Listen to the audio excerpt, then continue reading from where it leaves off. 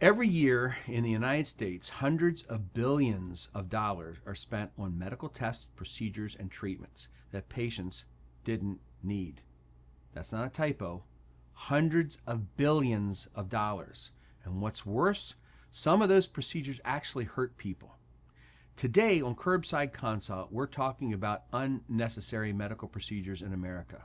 Why they happen, who profits, and what the data says about the real toll on patients.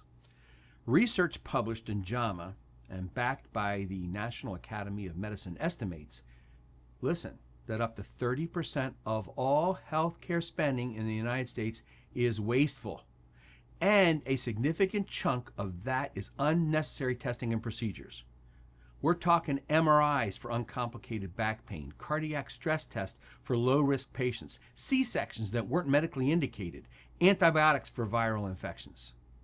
The Choosing Wisely campaign, a coalition of over 80 medical specialty societies, has identified more than 600 tests and procedures that are commonly ordered but rarely benefit patients. Let's talk about the drivers, because this isn't just about money. It's not a money problem, it's a systems problem. Number one, profit motive. Fee-for-service medicine pays provider for volume, not value. The more you do, the more you bill. That's a structural incentive for overtreatment. Number two, defensive medicine and malpractice fear. Physicians are terrified of missing something and getting sued, so they order the extra test, run the extra scan. Studies show that between 20 to 25% of all tests ordered are driven by the fear of litigation, not clinical judgment. Number three, protocol-driven care. Medicine increasingly runs on checklists and algorithms.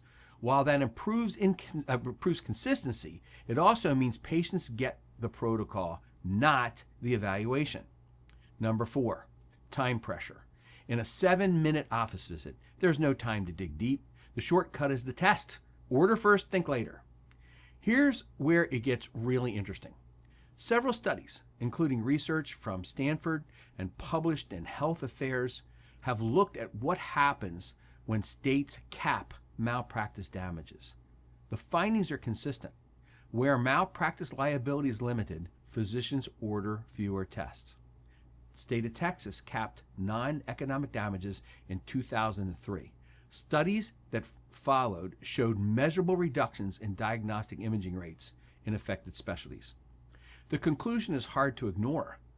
When fear of litigation goes down, so does unnecessary testing. Here's the word nobody wants to say, iatrogenic.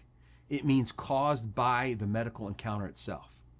The Journal of Patient Safety has estimated that, and listen, between 210,000 and 440,000 patients per year suffer some form of preventable harm in U.S. hospitals.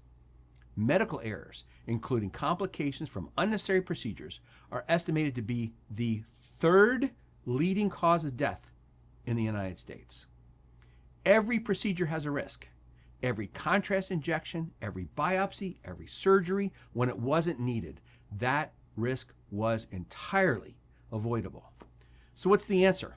It starts with the doctor-patient relationship.